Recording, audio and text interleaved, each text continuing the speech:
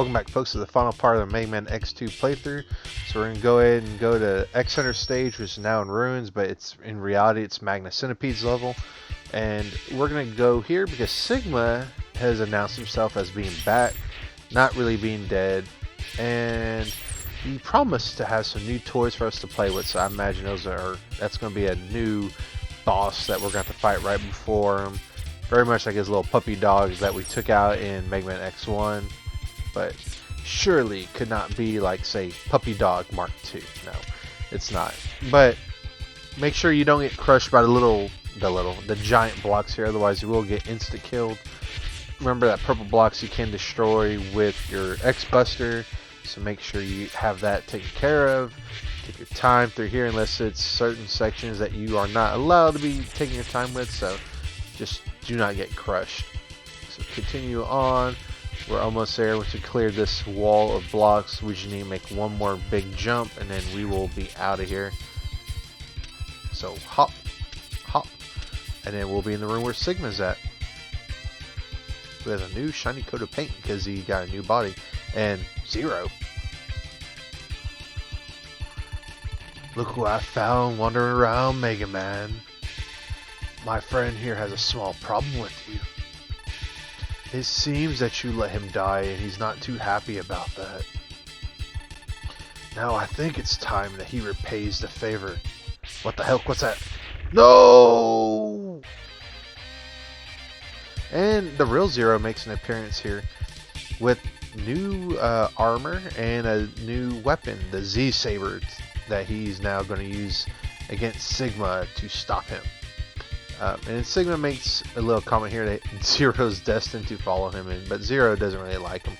It's like, fine, if you will not follow me, then I will watch you die once again. Ooh, Tulu, my world needs me. And we are going to be greeting Zero, and Zero's going to be like, hey man, I know we just got back together here as a team, but you need to go take out Sigma, and I'm going to take out the computer. So we need to take out these Mavericks. But you don't have to fight a boss before Sigma if you assembled Zero's parts beforehand. However, in the interest of showing what happens if you don't get the parts, I want to go ahead and jump in this time portal that Zero opened up, and we're going to find out what happens if you don't. I'm back, Mega Man. What the heck? Wow. But anyways, if you don't, I don't know what happened there. I'm going to leave that in. But if you don't assemble Zero and the X Hunters keep the parts and they break in and take the control ship for Zero, you have to fight Zero. And his weakness is the speed burner, and he's a pretty fast opponent. And what you want to do is you want to stay on the walls until he goes towards you, and then dash above him before he ground pounds the ground, makes those rocks jump up and hit you. And then when you fall down, speed burner him right away, and then you will be doing damage. It's just the same pattern over and over again. And really, I like this battle a lot more thematically.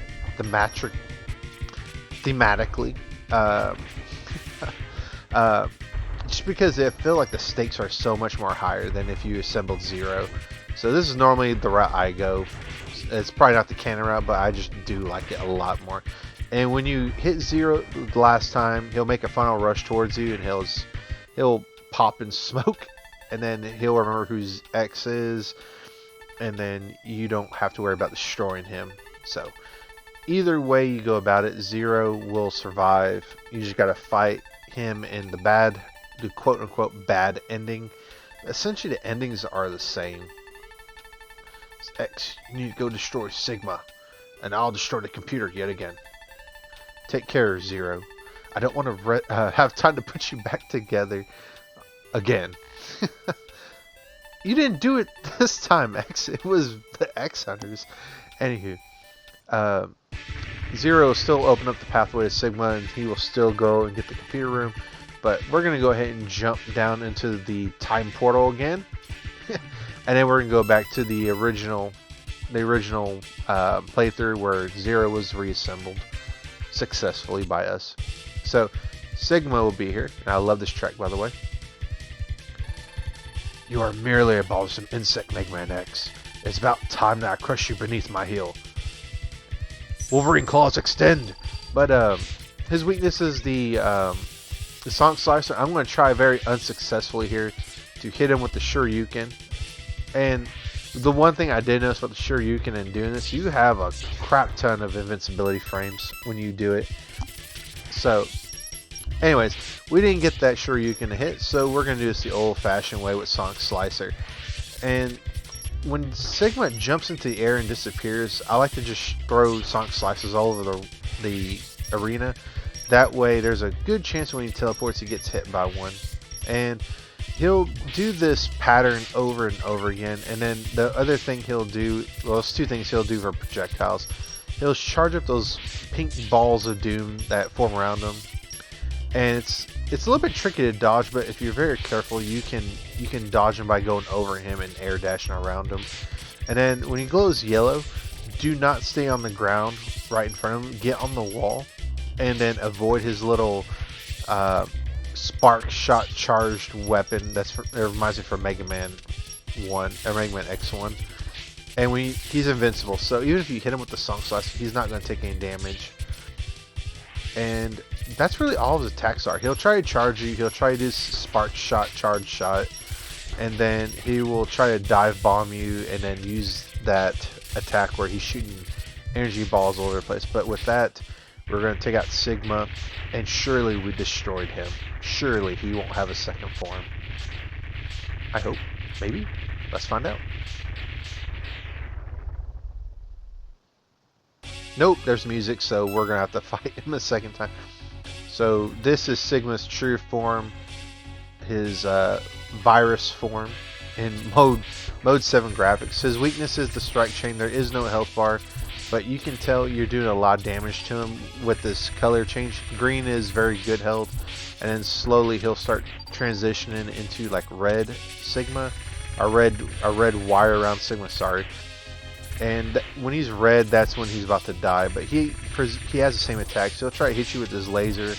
He'll try to ram you. He'll try to summon enemies to attack you. And the interesting thing about the enemies is you can destroy them and get health or weapon energy from them.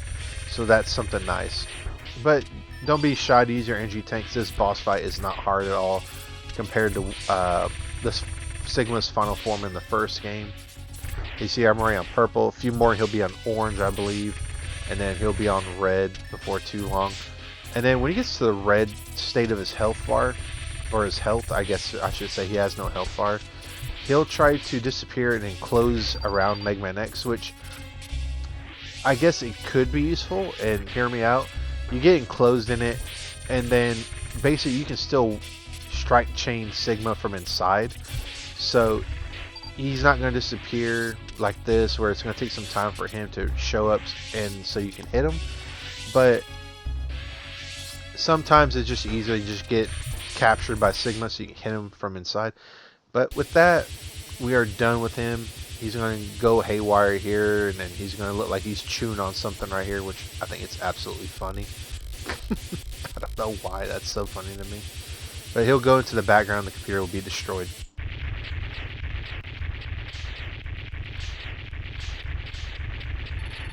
Megaman X, I have lost to you again. Each defeat only makes me stronger and serves to bring you closer to your ultimate doom. But something's not right. I don't quite understand. Why did Zero? He is last of the Doctor's creations. X!